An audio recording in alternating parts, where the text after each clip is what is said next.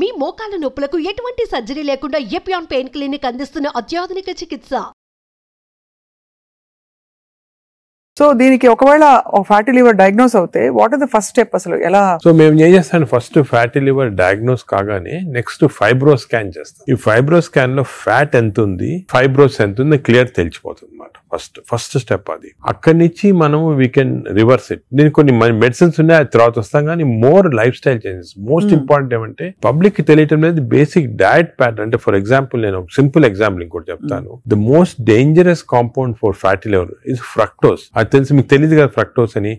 Fructose అంటే మన sugar లో గ్లూకోజ్, ఫ్రక్టోస్. అందరూ గ్లూకోజ్ డేంజరస్ అని, గ్లూకోజ్ కన్నా కూడా fructose is more dangerous. Fruits లో ఉండేదండి అంతే కదా సార్. దాంట్లో ఏమంటే ఫ్రూట్ జ్యూస్ అనుకోండి, అందరు చిల్డ్రన్ కి మనం చిన్నప్పటి నుంచి ఫ్రూట్ జ్యూస్, ఆరెంజ్ జ్యూస్ తాగండి అంటాము.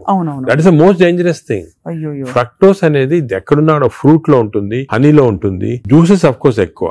బట్ యాక్చువల్ ఫ్రూట్ లో ఉన్న ఫ్రక్టోస్ అంత డేంజరస్ ఎందుకు కాదంటే అది ఫైబర్ లో ఉంటుంది అన్నమాట, ఎక్కువ అబ్జార్ప్షన్ ఉండదు. బట్ మనం ఫ్రూట్ జ్యూస్ లో ప్యూర్ ఫ్రక్టోస్ ఇస్తున్నాం. ఈ బేకరీ ప్రొడక్ట్స్ లో, పేస్ట్రీస్ లో, అన్నిట్లో కూడా ఫ్రక్టోస్ ఇప్పుడు ఉంది. కార్న్ సిరప్, ఇప్పుడు వెస్టర్న్ దాంట్లో కార్న్ సిరప్ యూస్ చేస్తారు. Fructose corn syrup common ingredient కదా sir.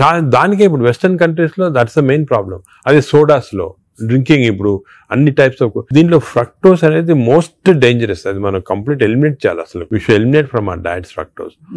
Course any sugars are bad. అదే విధంగా ఈ ఫ్రూట్స్ లో కూడా కొన్ని మ్యాంగోస్ అనుకోండి, దీంట్లో కూడా high fructose which easily absorb by the body. Mango season లో అది కూడా మంచిది కాదు, ఫ్యాటీ లివర్ కి it's a cause. Mangoes are a cause, we have to be careful. వేరేస్ వెజిటబుల్స్ లో కూడా కొద్దిగా ఉండొచ్చు ఫ్రక్టోస్, కానీ వెజిటబుల్స్ ఆర్ కాంప్లెక్స్ కార్బోహైడ్రేట్స్ కదా, అబ్జార్బ్ కాదు బాడీలో, దానివల్ల మనకి ప్రాబ్లం ఉండదు. మెయిన్ థింగ్ ఇస్, నేను ఫ్యాటీ లివర్స్ వచ్చిన పేషెంట్స్ నేను I spend lot of time with them. Me diet ఏముంటుంది చాలా మంది రియలైజ్ చేయరు. వాళ్ళ ఈ కొన్ని వాట్ దేర్ ఈటింగ్. చాలా మంది మేము ఆర్టిఫిషియల్ స్వీట్నర్ యూస్ చేస్తాం, షుగరే వాడిన ఉంటారు. Artificial sweetener is more harmful producing fatty liver. చిన్న చిన్న ప్యాకెట్లు వస్తాయి ఎల్లోవి, అవి ఎందుకంటే దానివల్ల ఏమవుతుందంటే షుగర్ లేకపోయినా గట్ లో మైక్రోబయామ్ ఉంటుంది, చేంజ్ చేస్తాయి. ఈ microbiome produces substances producing fatty liver. So it నుంచి అయినా అట్ నుంచి అయినా ఫ్యాటీ లివర్ దగ్గరకు వచ్చేస్తుంది. దానికే మనం ఏం చేయాలంటే ఆర్టిఫిషియల్ స్వీట్నర్ కంప్లీట్ ఆపమని చెప్పేస్తాను నేను వాళ్ళకి. అదే కొంతమంది మేము కాఫీ తాగుతామని మంచిది అంటే కదా లివర్ కంటే. కాఫీ పాలతో తాగితే మంచిది కాదు.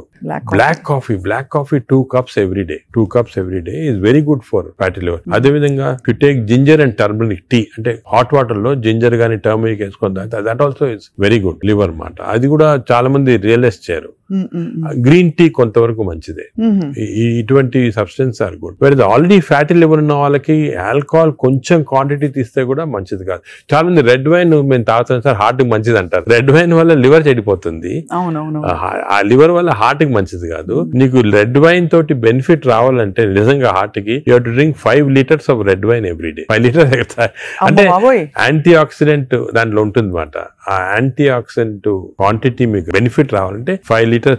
దానివల్ల anti oxidant available as tablet. You can buy the tablet and take 5 liters. Example ఒక రీజన్ వచ్చేసింది మాట red wine. Sir snake wine అని ఇప్పుడు వస్తుంది చైనాలో. అవునవును, ఆ స్నేక్స్ వేసేసి అదేదో లాంగివిటీ పెరుగుతుంది అది అంటారు, కానీ అదంతా కూడా సబ్స్టాన్షియేటెడ్ కాదు. There is no scientific evidence for that. అది is more of a folklore అంటారు అలాగమాట. సో అయితే మరి ఈ fructose is one of the biggest culprit fructose. ఇప్పుడు refined oil, fried foods, maida, వీటన్నిటి మీద డిబేట్ జరుగుతుంది కదా. ఇవన్నీ డిబేట్ ఏం లేదు, దే ఆర్ ఆల్ కాజింగ్. ఇప్పుడు ఆయిల్స్ లో కూడా they 2 types of oils, saturated oils, unsaturated, poly unsaturated oils మంచిది. ఎగ్జాంపుల్ ఏమంటే olive oil. But olive oil మనం కుకింగ్ ఎక్కువ యూస్ చేయలేము. Second, rice bran oil is very good. Rice bran oil cooking use చేస్తాం, cooking that is very good oil. Third type of oils ఉన్నాయి కదా. ఇప్పుడు కొంతవరకు ఈ సాచురేటెడ్ ఆయిల్స్ అంటే ఎక్కువ ఉండేది palm oil, coconut oil, Saffola oil కూడా మంచిదే, కొంచెం అన్సాచురేటెడ్ ఫ్యాటీ యాసిడ్. సో ఈ ఆయిల్స్ లో మన కుకింగ్ ఆయిల్ చూసుకోవాలి, poly unsaturated or unsaturated oils use చేస్తే మంచిది. సాచురేటెడ్ ఆయిల్స్ మంచిది కాదు. సో అది డెఫినెట్, అది కూడా డెఫినెట్. సో మన కుకింగ్ లో ఎంతవరకు ఆయిల్స్ యూస్ చేస్తే, ఏ టైప్ ఆఫ్ ఆయిల్స్ ఆల్టర్నేట్ చేసి అంటే 1 month rice bran 1 month sunflower అలా చేంజ్ చేసుకుంటా ఉండాలి ఆయిల్స్. అది చాలా ఇంపార్టెంట్. మీరు చెప్తున్న దాన్ని బట్టి దాదాపు fried foods completely ban. Fried foods definite గా ఫ్రైడ్ ఫుడ్స్ లో ఏమంటే ఆయిల్ ఒకటి, ఇంకోటి మనం ఫ్రై చేసినప్పుడు ఆయిల్ బికమ్స్ హైడ్రోజనేటెడ్ ఆయిల్ అనేది చాలా డేంజరస్ మన బాడీకి. ఫ్రై చేసినప్పుడు అయిపోతుంది కదా, ఫ్రై చేసినప్పుడు అయిపోతాయి. అయినప్పుడు బాడీకి ఇట్స్ నాట్ ఆల్ గుడ్. ఇంకోటి ఏమంటే సేమ్ ఆయిల్ రిపీట్ చేస్తానే ఉంటారు. ఇప్పుడు బయట రోడ్ లో మిర్చి బజ్జీలు తింటుంటారు, ఆ 1 month సేమ్ ఆయిల్ ఉంటుంది. That oil is totally dangerous, బాడీకి డైరెక్ట్ గా వెళ్ళిపోతుంది ఫ్యాట్ కి. Air fryer sir, air fryer is better అంటారా? ఎయిర్ ఫ్రైయర్ డెఫినెట్ గా ఇప్పుడు want to eat fried food, air fryer is better. అది ఎయిర్ ఫ్రైయర్ లో కూడా స్మోక్ ఇది వస్తుంది అనమాట, అది దట్ ఈస్ డెఫినెట్లీ బెటర్. అదే విధంగా యూజింగ్ ప్లాస్టిక్స్ కూడా, ఎస్పెషల్లీ హీట్ చేయడానికి మైక్రోవేవ్ లో కూడా ఒక ప్లాస్టిక్స్ యూస్ చేస్తారు, అది కూడా మంచిది కాదు. ఈ ప్లాస్టిక్స్ మైక్రో ప్లాస్టిక్స్ అవుతాయి అన్నమాట. మనం తిన్నప్పుడు మనకి తెలియదు, ఈ మైక్రో ప్లాస్టిక్స్ బాడీకి వెళ్ళిపోయి that also causes fatty liver. అవునా సార్? మైక్రో ప్లాస్టిక్స్ వల్ల కూడా మంచిది. సో ఎస్పెషల్లీ మీరు ఈ ఫుడ్ బయట నుంచి ఆర్డర్ చేస్తారు, ప్లాస్టిక్ దాంట్లో వస్తుంది, దాన్ని ఓవెన్ లో పెడతారు, తింటారు. That causes microplastics and causes that is something nobody. నువ్వు క్యాన్సర్ గురించి అనుకుంటాం కానీ ఫ్యాటీ లివర్ వస్తుందని ఎవరికి తెలియదు. That is also very problem. Second, ఇంకోటి సర్ప్రైజింగ్ థింగ్ రీసెంట్ గా మనం air pollution also is producing fatty liver. Air pollution ఇప్పుడు కొన్ని సిటీస్ లో మన దేశంలో ఎయిర్ పొల్యూషన్ ఎక్కువ. సాయంకాలం బయటకు వెళ్ళారు, ఎయిర్ పొల్యూషన్ వెళ్ళారు, రూమ్ లో కూర్చొని తాగుతారు, డ్రింక్ చేస్తుంటారు అనమాట. ఎయిర్ పొల్యూషన్ బయటకు, ఎయిర్ పొల్యూషన్ డ్రింక్ రెండు ఎఫెక్ట్ వచ్చి కంప్లీట్ లివర్ చెడిపోతుంది. అంతే. So air pollution is not all, చాలా డేంజరస్ లివర్ కి. అది కూడా దట్ కెన్ కాజ్, ఈ పార్టికల్స్ ఉంటాయి కదా, అవి లివర్ లో ట్రాప్ అయిపోయి దాని వల్ల ప్రాబ్లమ్ వస్తుంది. ఫ్యాటీ లివర్ కానీ చాలా వివిధ కారణాలు ఉంటాయి. ఇలాగా డయట్ లో ఫ్రైడ్ ఫుడ్ ఒకటి, దాని తర్వాత కొన్ని స్వీట్ అండ్ థింగ్స్, ఫ్రక్టోస్, ఇవన్నీ కూడా చాలా డేంజరస్. హై ఫ్యాట్ కొన్ని ఉంటాయి సార్. ఇప్పుడు కోకోనట్ ఆయిల్ గురించి చాలా ఒక టైం నడిచింది, కోకోనట్ ఆయిల్ చాలా మంచిది అని చెప్పి. అలాగే మనకి అవకాడో చాలా మంచిది అంటున్నారు. అవకాడో మంచిది, అవకాడోలో ఎక్కువ పాలిఅన్సాచురేటెడ్ ఫ్యాటీ యాసిడ్. అలాగే ఫిష్ ఆయిల్ అనుకోండి, ఫిష్ లో ఉన్న ఆయిల్ omega-3 ఉంటుంది. omega-3 మంచిది. In fact omega, if you are vegetarians, I suggest omega-3 capsules తీసుకోవడం మంచిది. ఫ్యాటీ లివర్ కూడా మంచిది. They are all unsaturated or polyunsaturated, అవి ప్రొటెక్ట్ చేస్తాయి body. So logically sir, ghee అయితే ghee and butter not recommended.